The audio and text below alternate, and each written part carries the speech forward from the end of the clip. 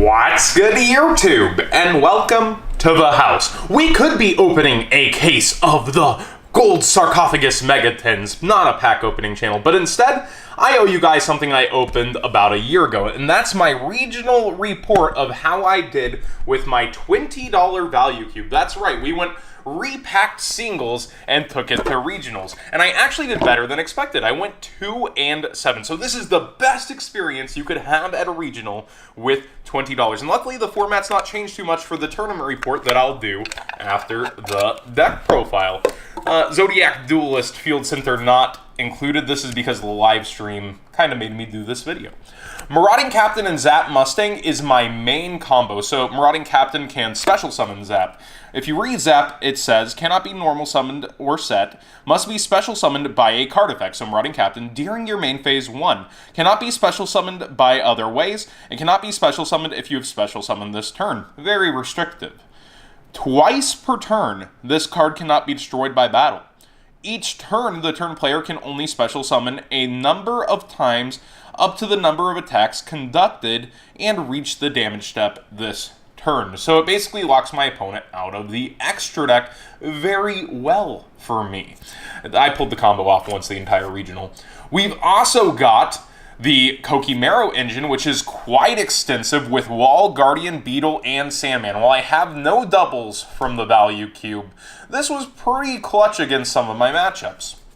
Alexandrite Dragon is my biggest beater at 2,000 attack.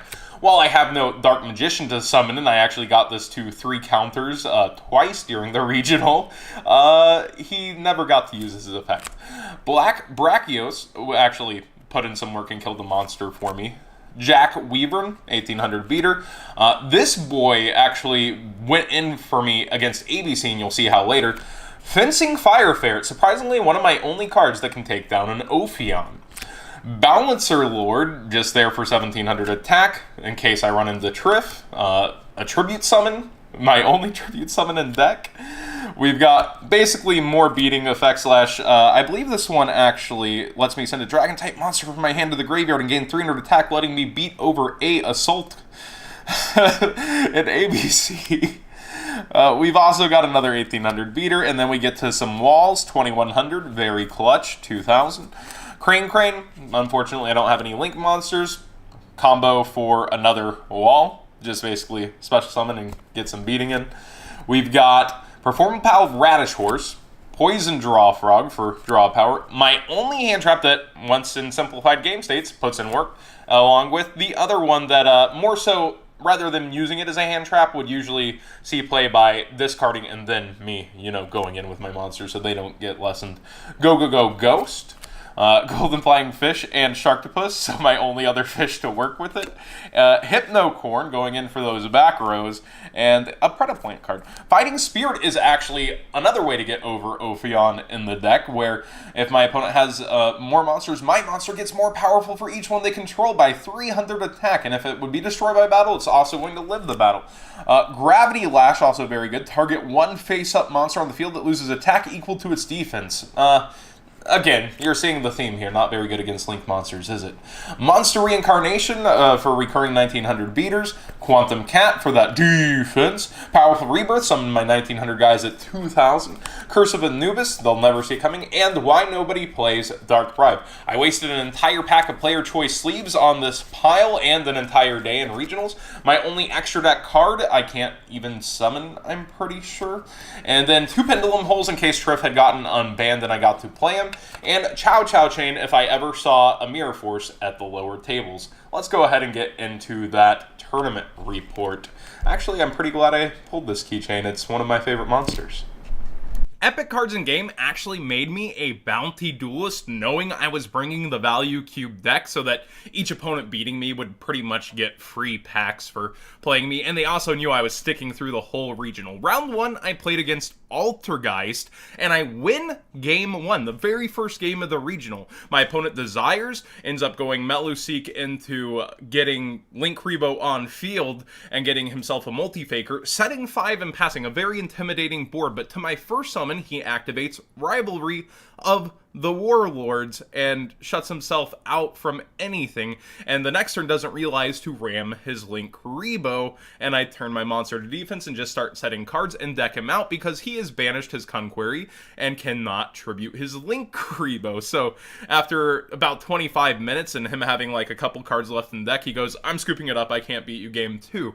Game 2 I get thrashed, and game 3 I actually almost win. I get him down to like 2,800 life points, but he's able to come back and beat me before time is called. Round 2 I play against Cyber Dragon Thunder. What a freaking deck.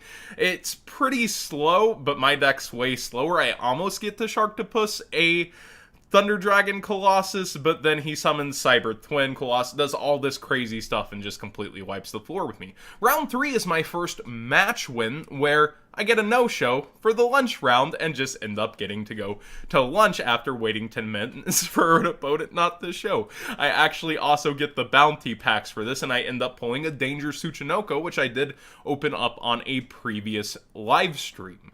Round 4, I face against ABC, and I get my second game win against, he actually opens, like, his Garnet, and I end up able to beat over it and an A. He never gets to Buster, and I reduce his life points to 0 with 2,000 and 1,900 beaters. Games 2 and 3, I get it pushed in by Buster and don't have a single chance.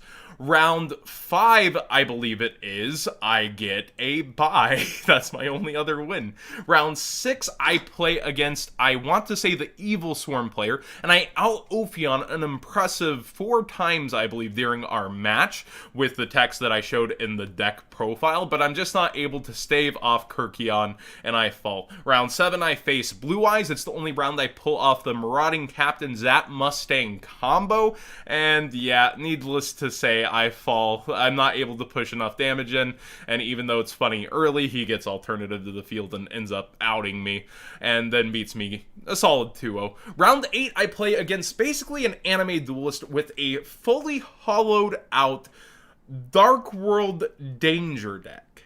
And this is insane because this is just ultimate browse, ultimate everything. Like, it is crazy how much money his deck costs, but his goal is to summon Rainbow Dark Dragon, and that's why he sacrificed almost every duel during the regional and is back there at 2 and 5 with me. And he is just so impressed. He's like saying, oh, you're gonna beat me the whole time, and I'm like, I'm pretty sure I'm not.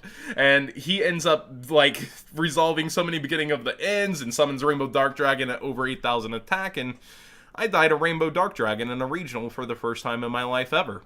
And the final round, I think, is also a no-show. I want to say it was 9 rounds and I got beat, but it's been a long time. It's a little bit fuzzy. That being said, thank you all who waited patiently for this video. I'm glad I still had the value cube together in my backpack. It was a wild thing for the stream, and I know this is probably the best a $20 deck has ever done at regionals outside of Monarchs and other structure decks that people got discounts on, but long story, don't buy the value cubes. They're not worth the money. This all happened because I was making fun of value cubes, and the streams gave me an incentive to spend a day terribly this way, and I would never do it again. Thanks for watching, everybody. Please subscribe if you haven't already. Give this video a thumbs up if you did enjoy the ridiculousness of this. And I'm doing a charity live stream September 11th for DFW Canines for Veterans. They take dogs from kill shelters, last chance doggos, and train them to be full service dogs for veterans. So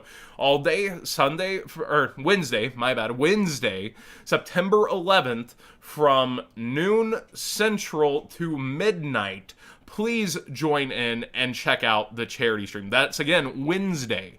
So come and join, and it should be a lot of fun.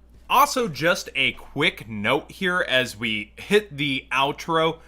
YouTube's gonna start a new system, and I have a very sneaking suspicion Yu-Gi-Oh! Is going to be considered under kids, characters, toys, or games. Maybe Pokemon too. So for your favorite YouTubers that would fall under this category, if you do have the extra means too, you're taking care of yourself, you're doing well, I do suggest directly supporting them. I'll be continuing to do what I do. Thank you guys so much for using my TCG player, link in the description below. But it looks like they're going to disable comment sections and also suppress notifications and outward development of videos like this. Even though my audience is 98% over the age of 18, I have a feeling this is going to affect the community in a big way, and I would just start, trying to help out sooner than later before you lose what you love. I'm gonna be around no matter what. Like I said, I'm deep in this community. I've diversified, but definitely start supporting your favorite Yu-Gi tubers that you watch daily/weekly if you have the means.